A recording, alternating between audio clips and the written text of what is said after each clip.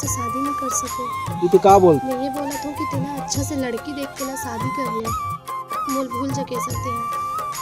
मैं जाओ। सुन ना विद्या, मेरे को बीमारी के बारे में सब पता है। सुन ना, चल ऐसे करते ना, हम दोनों जन तो बीमारी से लड़ते, साथ जीवो साथ मरो।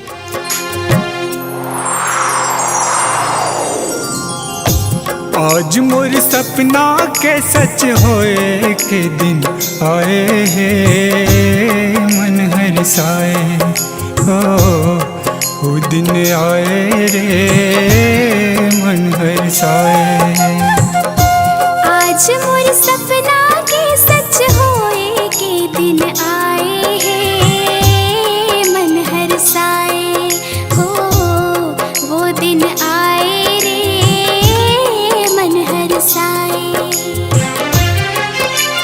भौजिला मिल के ओखर दे रानी, औदाई दला बहु रानी, मोला मिल गए मोर मयारू, रोज मया बरसाए सावन आए रे, रस बरसाए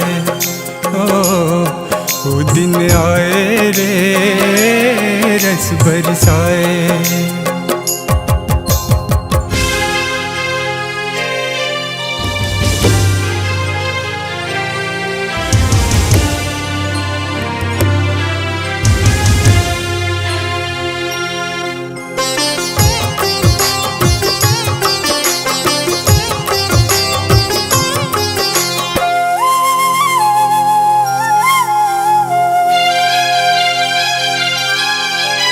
हमर दुनों के प्रेम कहानी, मैं तोर राजा तै मोर रानी।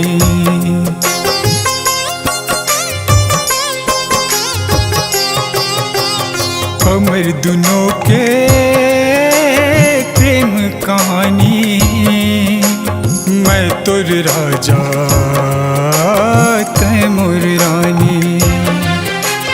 मया पीरत के मिठ बोली, एक दूसरे ला गोठियाबो, हंसी खुशी ला गहना बना के, तन मन हमन सजाबो, यौवन छाए रे, रस बरसाए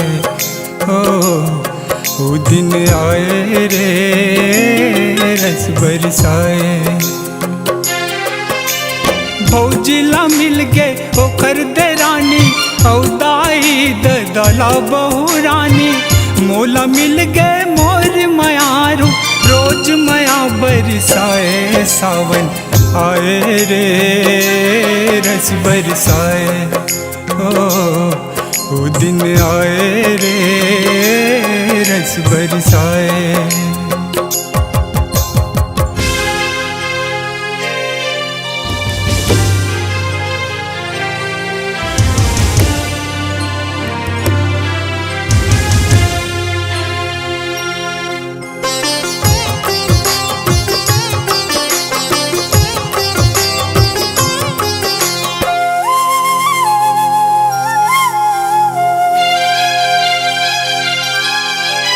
अमर रहे जी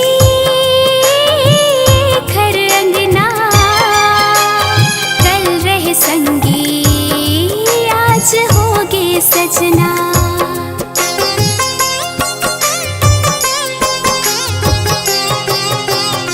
अमर रहे जी घर अंगना, कल रहे संगी आज होगे सजना। महतारी कस ममता वाली हवे मोर जेठानी, जेठ हवे मोर भोला भाला, चुलबुली नंदरानी, सब कुछ पाए रे वो दिन आए हो, सब कुछ पाए रे वो दिन आए।